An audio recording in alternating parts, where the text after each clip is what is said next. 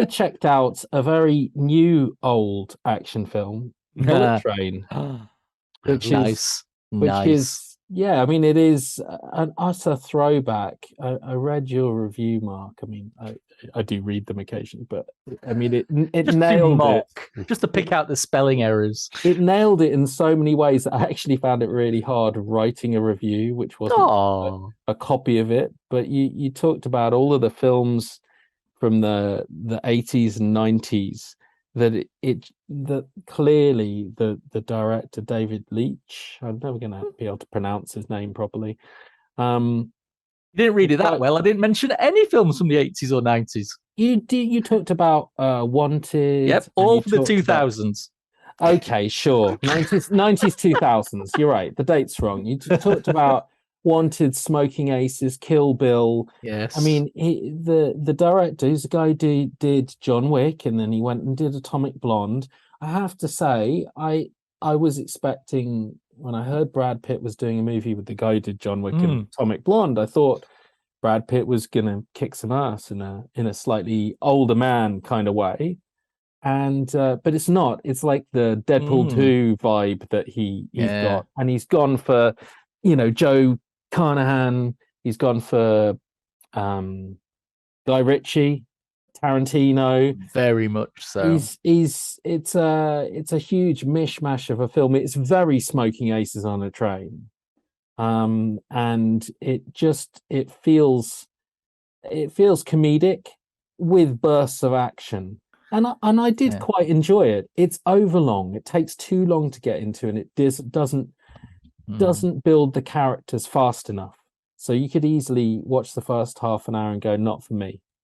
Which I think is a shame, really, because once it gets going, Aaron Taylor-Johnson just steals the show. He's glorious. He's great in it. Brad Pitt is, I mean, some of his jokes are a bit too shotgun, but he does it quite well. I mean, he borders on just plain annoying sometimes.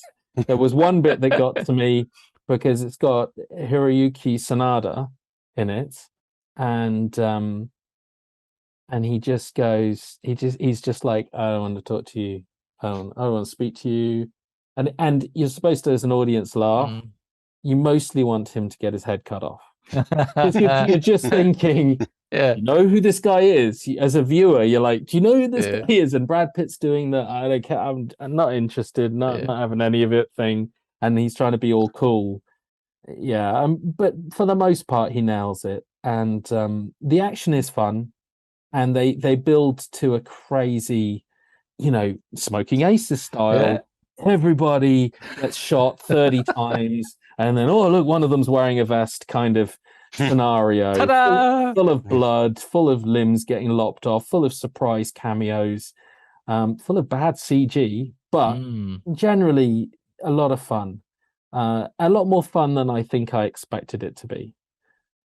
So I'm going to give it a thumbs up, because we do that now. Nice. Say on the disc it's Sony, and I don't really need to say more. It's a new film, so it's all right then. Released by Sony. I mean, it'll do. Mine's around. I mean, nice and clean and tidy. It's so hard for them to not just do demo. I think they have to go out of their way to not just do demo. It's native 4K, Dolby Vision. It probably doesn't need any of it to still be demo material from Sony. It looks great, shiny, brand spanking new, budget's up on the screen, well, including the bad CG. It's got a very nice level of detail going on. It does have an edge that takes it away from being an absolute 10 out of 10, or that's me being prejudiced because I'm saving that score for Maverick. And it's got a fantastic color scheme, like crazy. There's scenes set in blood red hues or neon purples, pinks. I mean, it's gorgeous. It is there's a lot of vibrance to that color scheme, and the Dolby Vision goes to town on it, and it's got a tremendous Atmos track. Lovely. It's in the vein of all of these directors, it goes for super snazzy style over substance, and so there's loads of Mm. wacky tunes in amongst the score and in amongst the thumping punches and exploding noises and gunshots. I mean, it's a great immersive ride. Does you reckon that one sounds better in a stereo track?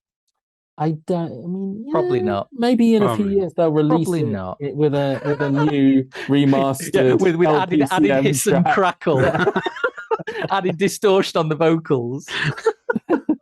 The extras, there's a commentary and there's a bunch of featurettes. It's pretty standard par for the course, but it's nice that they have a director's commentary in there.